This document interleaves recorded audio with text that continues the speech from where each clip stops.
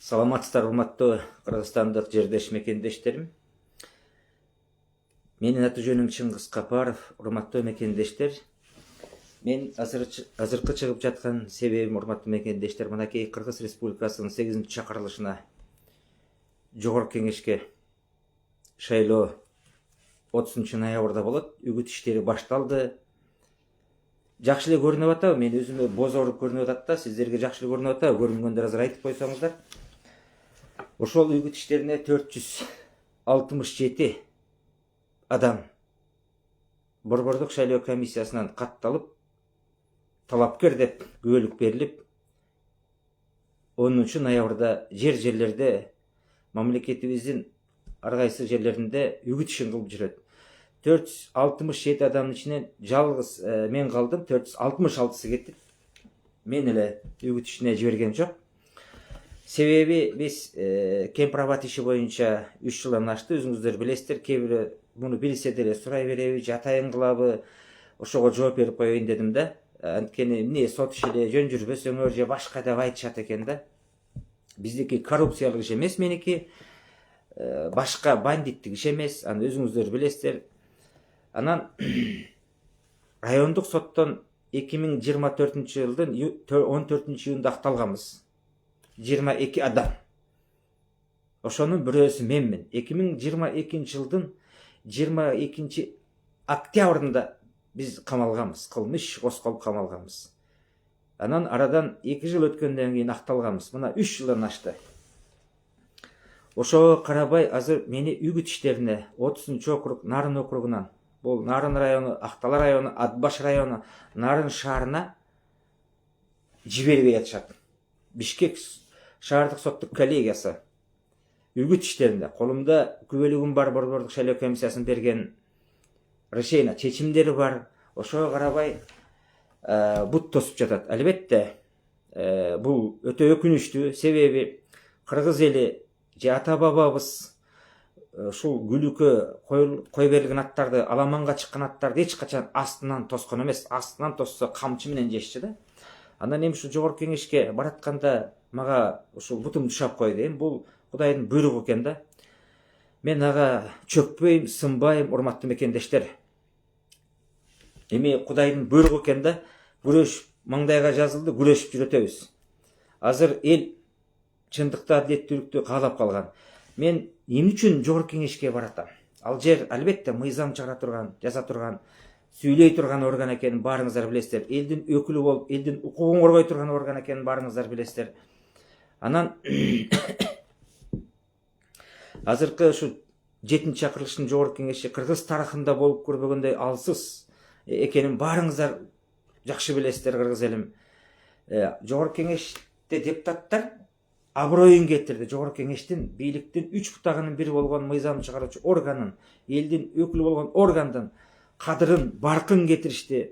Өйдө жакты карап, андай болбош керек, тең ата укукта сүйлөшүш керек.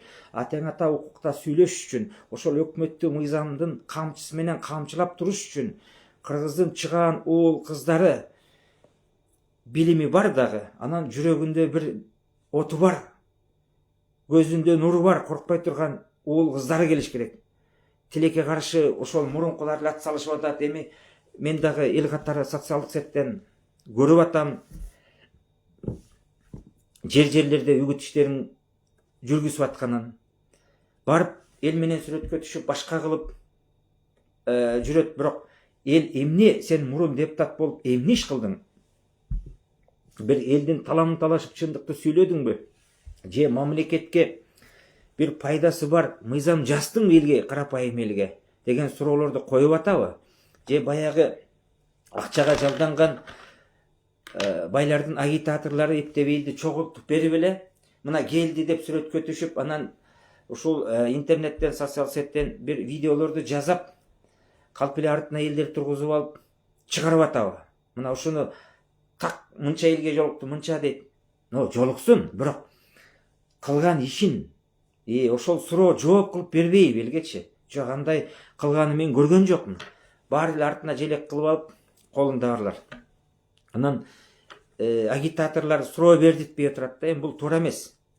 Эми эл өзү чечиш керек. Анан туугандар, албетте мен ичим күйөт экен, ошо айтып атпайм, тулпарларды Аламан байгеге жибергенден кийин баягы астынан чыкпаш керек, бут тоспош керек. Мен мыйзамдуу барып катышканга толук кандуу укугум бар болчу. Өзүм дагы бара берейин дедим, сот жибербесе дагы. Бирок туугандарым, мен барганда мага араң 25 күндө күбөлүк берди. Күбөлүк ырастама, тиешелүү документтер акчасы төлөнгөндөн кийин 7 күнүн ичинде гана берилет. Ашып кетсе 10 күн. Бул жагынан бир бут тосуу болду. Бул Кудайдын буйругу менен, элдин, касиеттүү кыргыз элимдин колдоосу менен күбөлүктү акыры алдым. Анан мынакейим жибербей турат. Андан биздин ошол Борбордук шайлоо комиссиясына караштуу ошол ар бир округда өзүнүн аймактык шайлоо комиссиясы бар, АШК деп коет. Ошол жерден мен дебатка голосование WhatsApp менен да сурадым. Баарын чыгаргыла, байларды дебатка бергиле дедим да. Эми баягы мен кыйынмын дегендерин да, эски жогорку кеңештин депутаттарын шаардык кеңештин депутаттарын өкмөттө аткаруу бийлигинде жетекчилик кызматта иштеген мен кыйынмын дегендерди дебатка чыгаргыла. Эл сынчы, эл тараза болсун, билим, күч, акыл сынашалы дедим. Эч ким унчуккан жок тилекке каршы. Анан эң кызыгын айтайын. 30 ноябрда шайлоо болот. 29-у, 28-и түнкү 12-де токтойт. Үгүт иши. Анан мага дебатты эми жибереби, жибербей билбейм. Мен жиберсе сүйүнүп барам. 28 ноябрда саат 8-ге берип тур убакытты мага. Саат 8-ге. Мен 10-го чейин болот дебат. Мен дебатка катышып бүткөндөн кийин 2 сааттан кийин үгүт иш токтоп калат. Эми ушул адилеттүүлүкпү? Бул дагы буттоосу жагынын бир варианты. Анткени эмне үчүн мага 25-inde же 20-сында бир 5 күн калганда бербейт? Анткени ошол дебаттан эл көрүп, анан ошол видеолор, ошол дебаттагы кеткен сүйлөгөнүң элге таркаш керек, үгүт иши жүрүш керек да. Эртеси эч ким тарката албайт аны. Түнкү 10-до бүткөндөн кийин айылда аксакалдар, аталар, апалар эл уктайт түн 10-до. Туугандар, ушул адилеттүүлүк. Мен ал жерден айттым ачык эле, азыр деле суранам. Мен эч кимисине тийишпейм. Нарында эң күчтүү деп агитатор жалдаган бул Карганбек Самаковдун баласы Кубанычбек Самаков, Мурадил Сыдыков, Үсөн Сыдыктын баласы колдоп баратпайбы, колдоп атат деп. Улан Бакасов, Самый Кожо, Мирлан. Анан дагы башкасы бар экен. Мына ушулар менен дебатка чыгайын. Эгер утулуп калсам, мен автоматтык түрдө баш тартам. Мен жигитмин, сөзүмө турам. Мен утулбам деп айтпайм. Аны эл чечсин.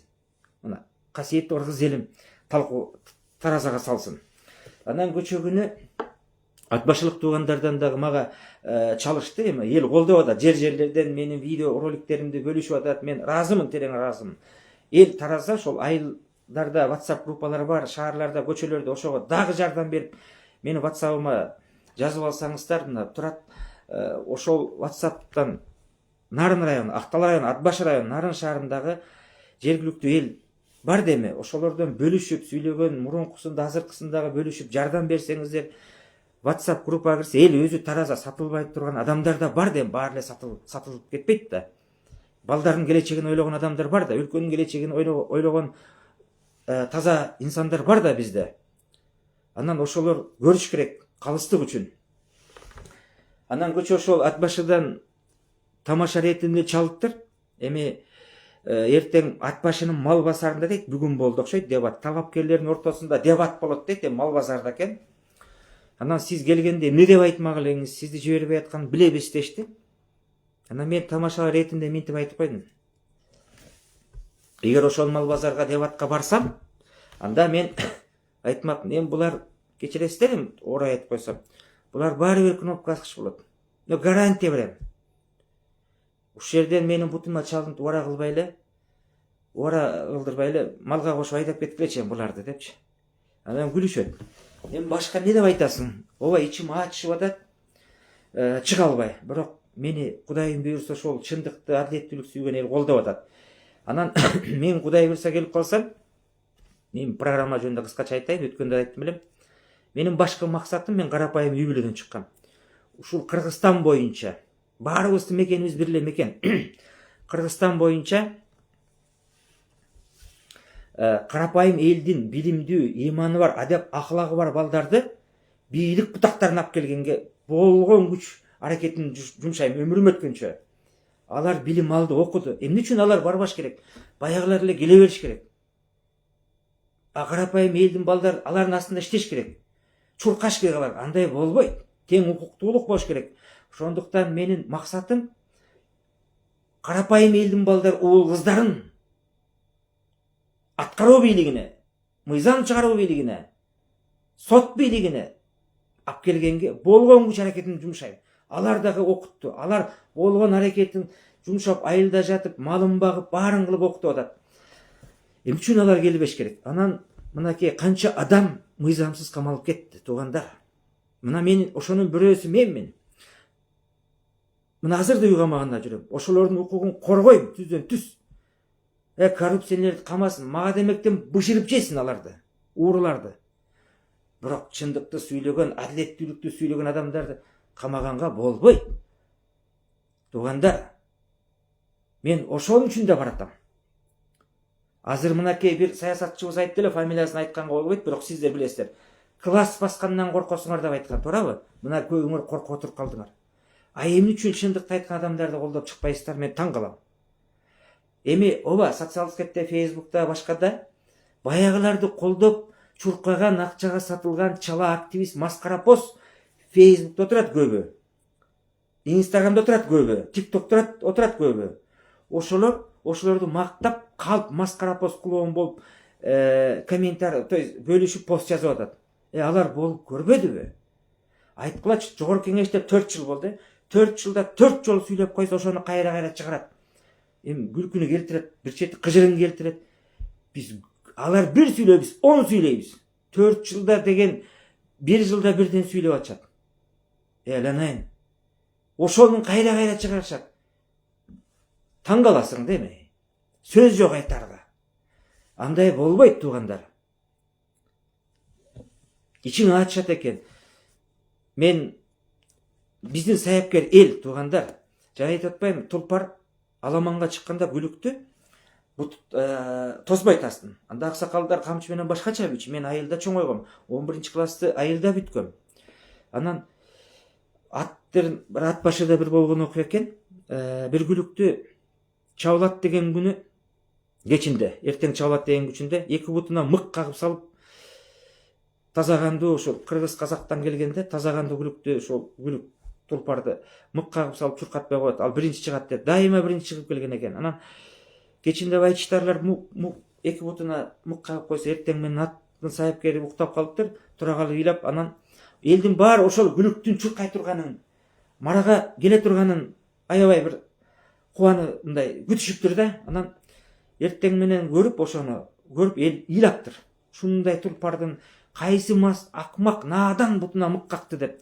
Ал өзү күлүп чуркап бараткан жылкыларды көрүп, өзү көзүнөн жашылданып, чаңырап кишен эле ийиптир. Мен да ошол сыяктуу, эми бул китепте жазылган, ал көркөмдөп жазабы, башкабы, Камбаратанын тукуму да эми. Ансыгандай мен дагы азыр ызаланып турам, чынымды айтсам. Жок дегенде дебатты мага эртерээк берсин де, 2 саат калганда бүтөр, үгүт иши калганда бербей. Мени менен Самаковдун баласы менен, Кубан Самаков менен Бакасов чыгат экен. Мен даярмын, качпайм дебаттан, эч кандай. Эч кандай мындай эме жок да. Азыр чын деле мен элге муктажмын. Эл дагы чындыкты, адилеттүүлүк сүйлөгөн адамдарды колдош керек. Эми баарын көрүп атасыздар. Эмне болуп атканын. Жалгыз апайы сенерсиң деп ушул катышкан кандидаттардын ичинде мага уруксаат бербей жибербей отурушат. Эми ушу кантип болсун? Эгер мен унчукпай азыр кетип калсам, соттук коллегияга өтүнүч берип, ходатайство кылдым. Андайын арыз жаздым. Бирок жок чечим. Мейли, бул дагы Кудайдын буйругу окшойт. Кантип болсун ушундай? Мындай болбойт да. Мен эмнеден коркот менден? 467-нчинен жалгыз апайы сенер деп атат. Мен сүйүнөм андай болсо. Башкасын баарысын жиберди. Бардыгын. Мындай болбойт дем. чыныгы депутаттар келиш керек. Андай болсо ора болбой эле жогорку кеңешке дудуктарды алып барып коюп албайбы? Анан кээ бир адамдар айтат, силер сүйлөгөндү билесиңер деп. Айланайын, жогорку кеңеш сүйлөй турган орган. Элдин укугун коргой турган орган. Азыркы депутаттар өзүнүн укугун коргой алышпай калбадыбы? Же мен калп айтамбы? Көзүм көргөнчө азыр. Салам алейкум. Укам ишиңе ийгилик дейт. Рахмат. Аллахым өзү колдоп жогорку кеңешке өтүп кет дейт. Амин. Жараткан Аллах кабыл кылсын. Баары Кудайдын буйругунан. Анан туугандар, өлсөк кепиндин чөнтөгү жок. 2 метрге жерге барып жатабыз баарыбыз. Эч нерсени ала кетпейбиз. Мына аалымдар Чубак ажынын мурунку сүйлөгөн Раматылга ажы Бейишев болсун, сүйлөгөн чыгарып. Сен добушуңду сатсаң, аларды колдосоң, эгер сен Чубак ажынын сөзүн, мына видеолорун карап көргүлө. Жер саткан башкаларга добуш берсең, сен да акыретте жооп бересиң деп. Азыр ушуну дагы ойлонуш керек да. Мугалимсиң, молдосуң, башкасыңбы? Эми туура түшүнүш керек да. Туугандар, мындай болбойт. Ызаланып атам чын эле. Кыжырым кайнап атат. Эгерде 1000 агитатор жок болгондо ушуларды дебат кылып бергенде жалаң. Же болбосо өкмөт, айыл өкмөт, жергиликтүү өкмөт элди чогултуп бергенде мен буларды биз карапайым элдин балдары караандатпай өтүп чыкмакпыз. Азыр айтып атат.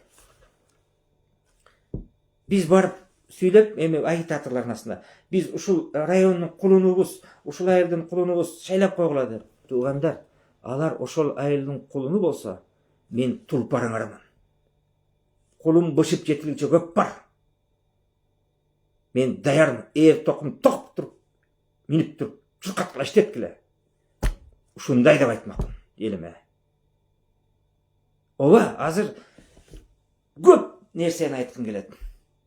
Бирок болбой эле бут тосуп атышат. Кудайым буйрса, азыр кандидаттарды карап атырам мен дагы.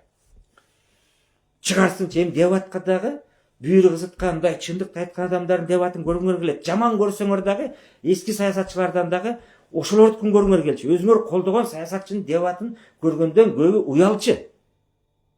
Анан несин колдоп атат, мен так түшүнбөйм, таң калам.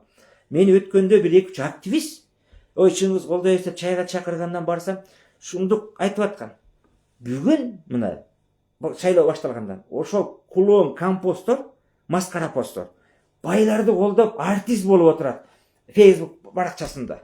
Анан мен акча алгам жок дейт. Калп айтпа, силер акчасыз кыймылдабайсыңар. Уят деген болуш керек да.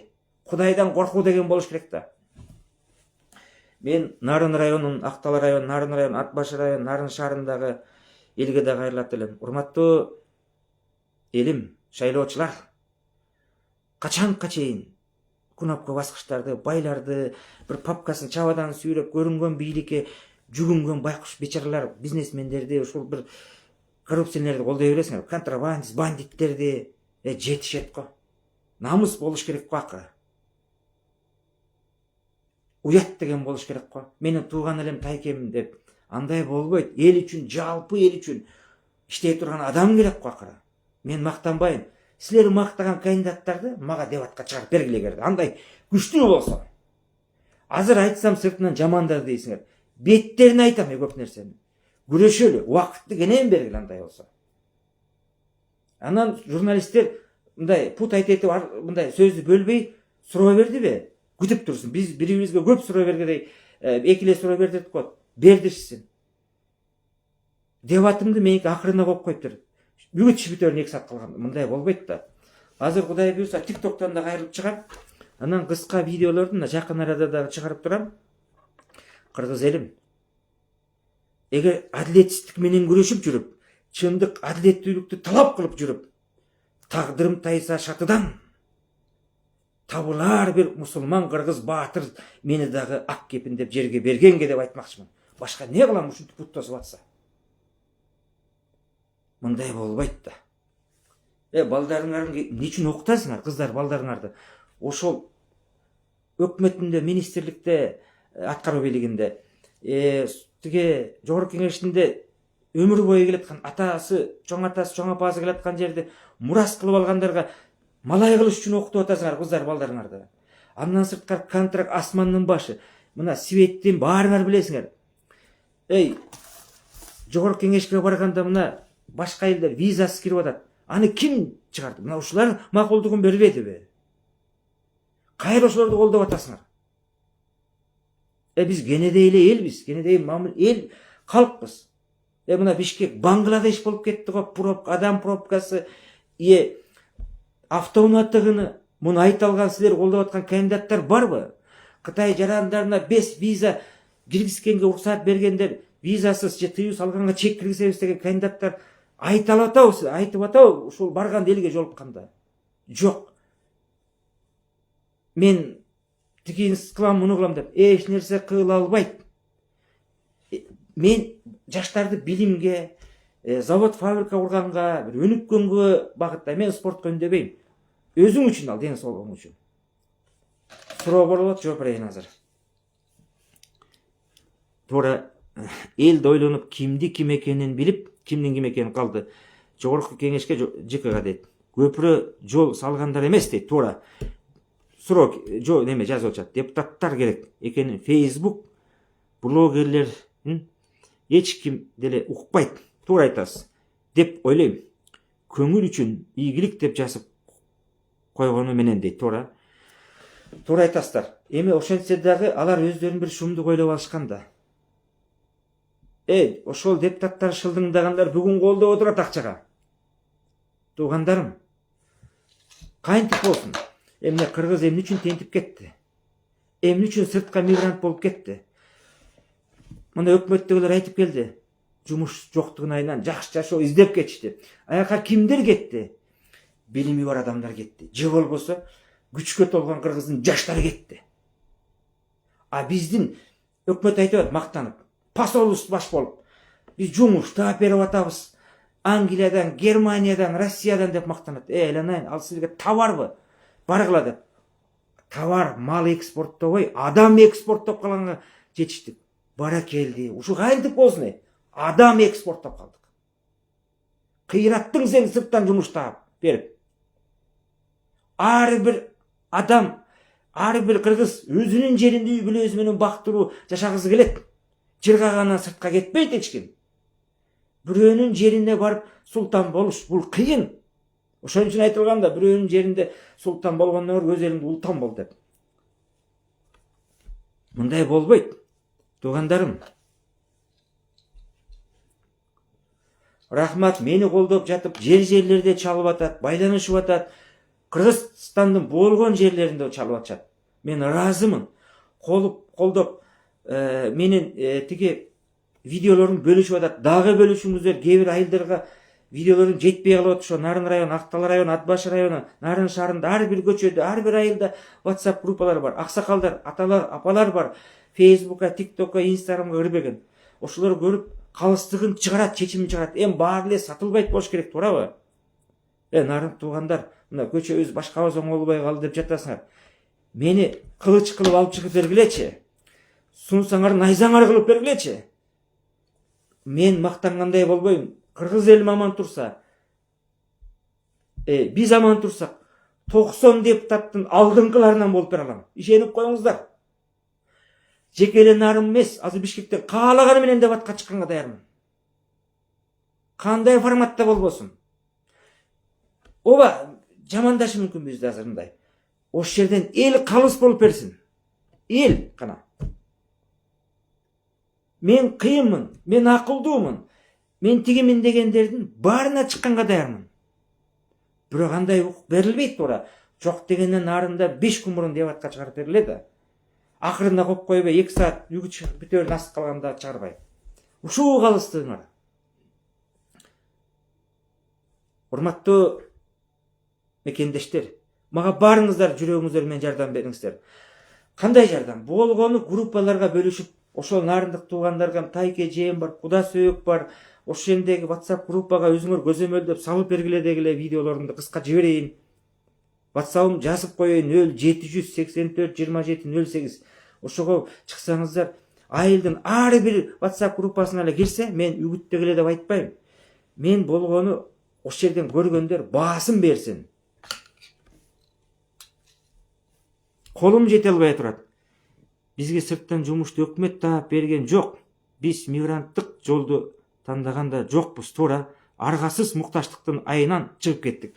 Туура бул жагы. Мурун көбөзү таап кеткен, кийин деле таап кетип атат. Бирок өкмөт өзү баш болуп, биз мына Эдил Байсалов сүйлөп чыкпады беле? Биз тияктан жумуш таптык, бияктан жумуш таптык деп. Мен ошону айтып атам. Адам экспорттоп калган. Адам. Ал эмне товар беле адам сага деп. Мынакей. Кыйраттың Эдил Байсалов деп. Бул адамдын кыжырын келтирип атырган нерсе да. Биз 7 миллиондон ашык калкпыз, Индустар келип атат. Мен каршы эмесмин. Кытайлар келип атат, пактар келип атат, пакистанстар. Алар миллиардтан адамдар. 1,5 миллиард Кытай, 1,5 миллиард индус, 250 миллиондон ашык пакистанец. Эланайын. Эртең ата бабабыз канын төгүп, мурас кылып сактап калган жерлерде ким жайгашып, ким калат? Келечекте ойлогон адам барбы? Мынакей туугандар.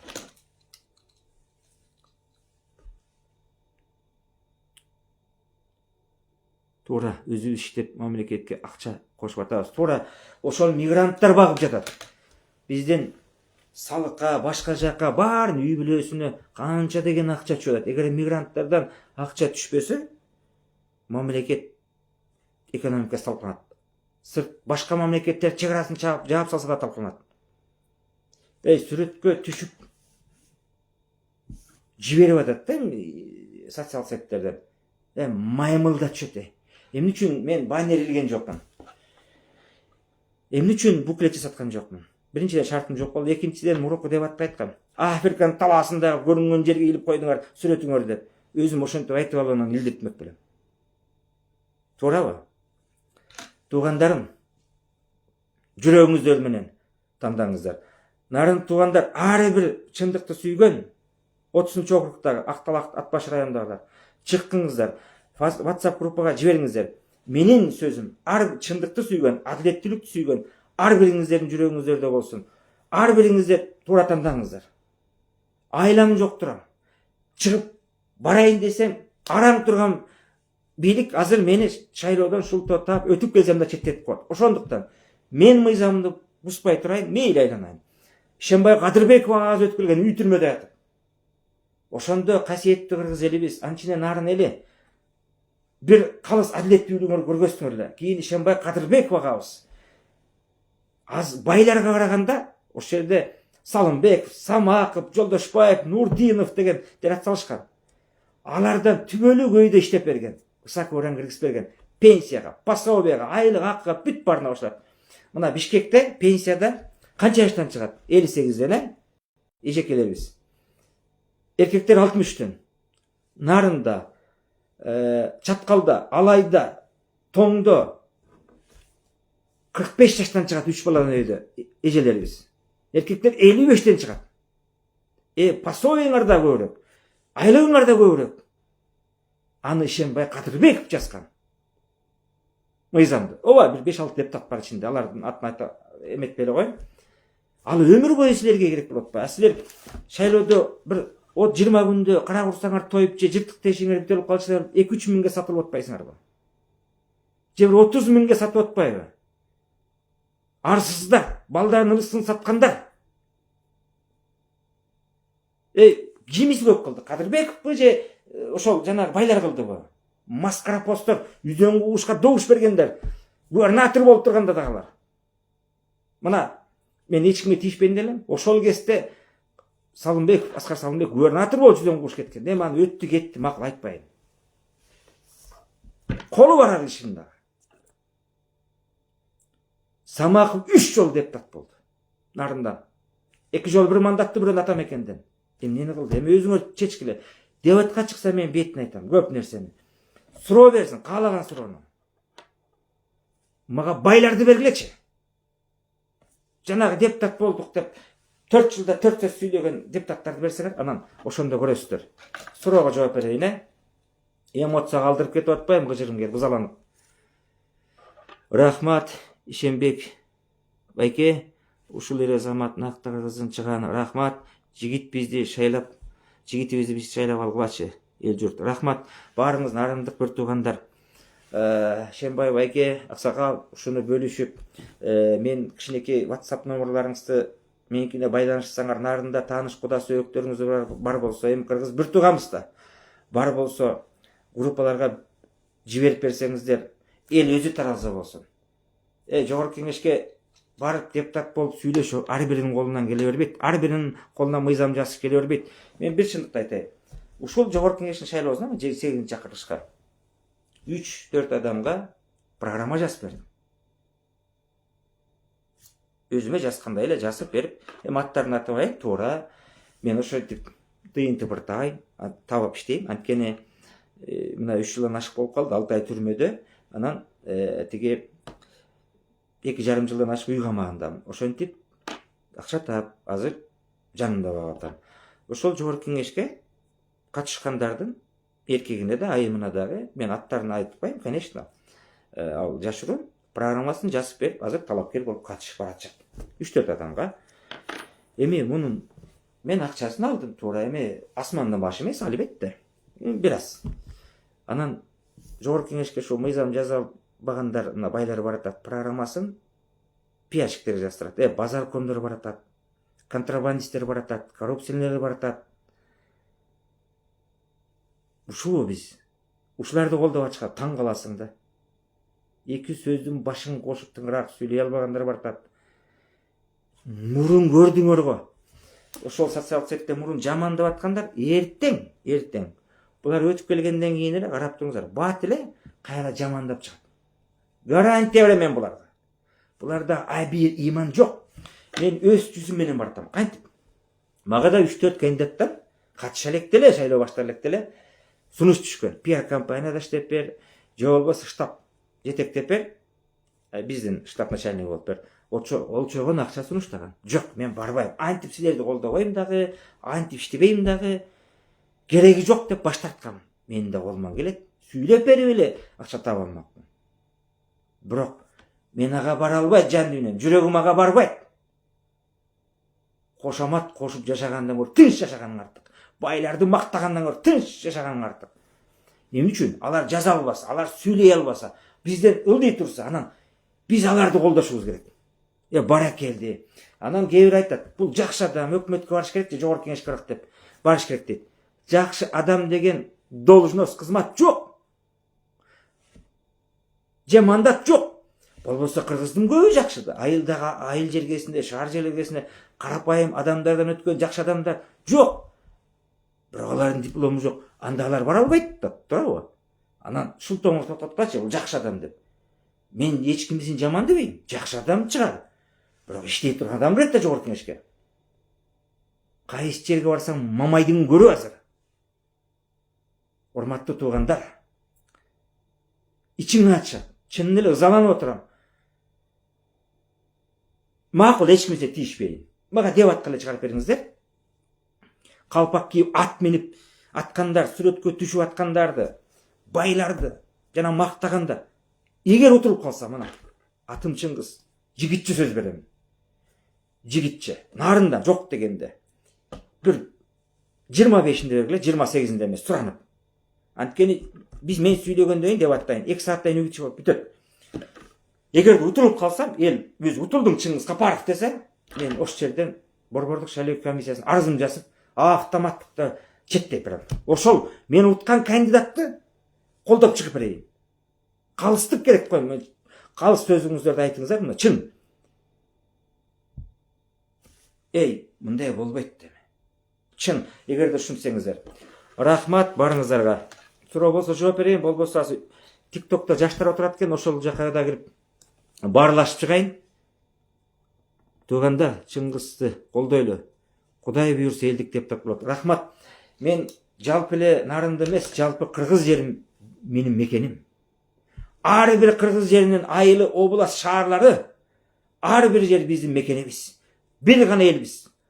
Түбүбүз бир, атабыз, энебиз бир.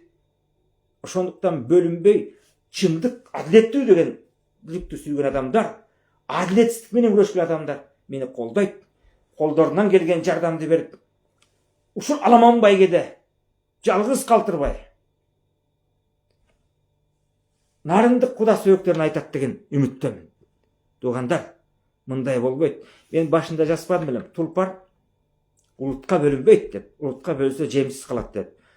Жигит урууга бөлүнбөйт, урууга бөлүнсө элсиз калат деп. Ошондуктан область, шаарга бөлүнбөй, чыныгы улуттун азаматтарын колдоңуздар. Анткени жогорку кеңеш азыр район, округ болуп бөлүнгөн менен ал мамлекетке керектүү мыйзамдар жазып чыгат.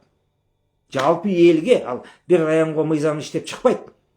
Албетте мен келип калсам, экс дегендердин жана пенсия пособиясына жокко чыгарганга толук үчүн жумшайт. Эмне үчүн алар асмандын башы алыш керек да?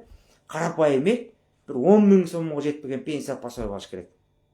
Генералсыңбы, профессорсыңбы, экс-президентсиңбы, экс-депутатсыңбы, экс-төрагасыңбы, болбойт. Алар үй бүлөсүнө жеңилдик берген. Анткени эл аларды ушунча жыл багып, кабинетин берип, служебный машинасын берип, секретаршасын берип, астынан жүздөгөн адамдар кызматын берип, багып келсе, карапайым эл кетменин чаап келип, 3,5 000 сом менен пенсияга чыккан. Анысы аз келгенсиң, асмандын башы пенсия алат. Кайсы кылган кызматтар үчүн? Эмне кылган үчүн? Урматтуу мекендештер, эртең бармагыңар тиштеп калбагыдай туура адамды тандаңыздар. Президент өзү айтты. Өзүңөр тандайсыңар, өкүнүп калбагыдай адамды шайлагыла деп кайрылуусунда айткан. Туурабы? Эртең кыйкырып чыкпай, ушуларда кайра жаман дебей, анткени эл завод сыяктуу ушулар тандаган эл. Мен азыр ойлочумун, ушу компьютер менен бийлик өткөрүп коет десем, туура. Балким ал жагы да бардыр. Бирок эл өзү тандап атпайбы. Мына азыр жерлерде мага чалып атышат. Көчө жамандап жүргөн адамдар бүгүн ушуларда чуркап жүрөт, агитатор болуп деп. Мен аларды айттым, жугундугорлор жана маңкурттар гана ошондойго барат. Көчө жамандап жүргөндөр, жана айыл жерге, шаар жерлерге акчага иштеген африс агитаторлор, алар маңкурттар. Алар жугундугорлор. Аялы дагы, эркеги дагы байларга сатылгандар. Жашы да, карысы дагы батасын берип жүрөт. Кээ бир байларга билет, күлкүм келет. 4 жылда 4-5 сөз сүйлөп койсо, ошону бир чумдук ойлошот. Андай болбойт. Жогорку кеңеште күчтүү депутаттар болсо, өкмөттү коколоп, адилеттүүлүк талап кылып, мыйзамсыз камалгандарды камабагыла, эмнеге силер мынтип атасыңар деп талап кылып, күрөшүп иштейт. Унчукпай отурат кой, кнопка басыш. Көрдүңөр го? Кыргыз тарыхында 2 жогорку кеңеш гана ушунчалык алыс болду. Бирөө 7-чакырылыш, бирөө жана Ак жол Бакиевдин агында болчу. Алар да кнопка баскыч болчу көбү. Баары эмес, 80-90%. Мен мурункула 6-чакырыш десем, алар буларда караганда тыңыраак болуп тур, бул 7-чакырыш караганда. Бирок ошону 90 депутаттын 87-88 бардат деген бул шылдың да. Бул карапайым элди шылдыңдоо да. Андан кээ бир активисттер айтып атат.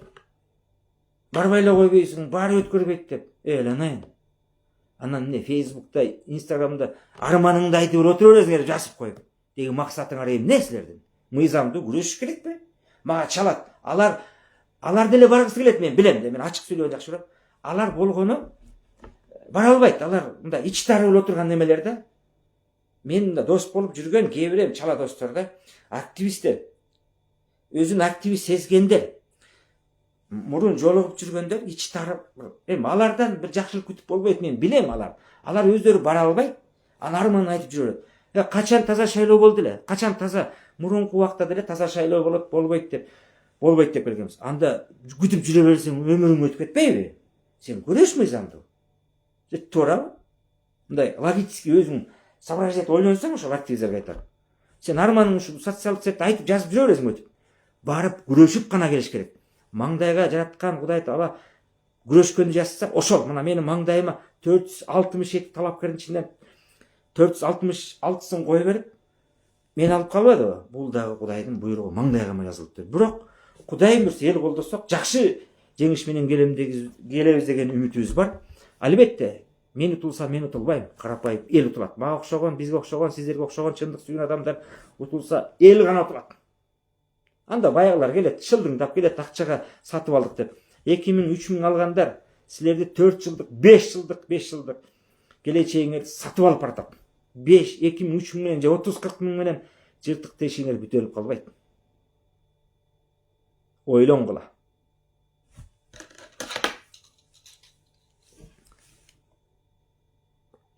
сени Кыргызстандын булуң бурчунан сени колдогондор көп. Рахмат, туура. Нарынды туугандар сендей курс жигитти рахмат колдоп алат деп ишенебиз. Сага ийгилик каалайбыз. Рахмат.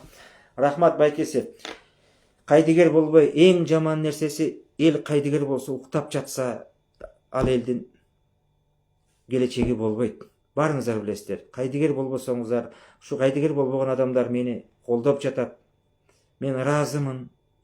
Эми кайра чыгып сүйлөй берсең дагы чабал өрдөк мурдучат болбойн деп бир аз күттүрүп, анандай өзүм да ойлонуп анан сүйлөп чыгып турам. Кудай буйруса анан бир эки кыска видео жасап койсом болду. Кычырап кийинип алып, анан сүрөткө түшүп, реклама кылып, жакшы сөздөрдү айтып коюп, колуңан эч нерсе келбеген менен не пайда бар? Ошентип атышпайбы кандидаттар, туурабы? Жөн эле көрдүңөр го. Аларды мактап атасыңар. Эланайын, мындай болбойт. Чубак ажынын айтканын көргүлөчү. Акыретте жооп бересиңер деп аткан. Өлбөй турган адам жок.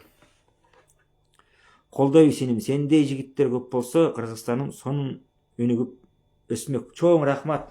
Ал элдин колунда.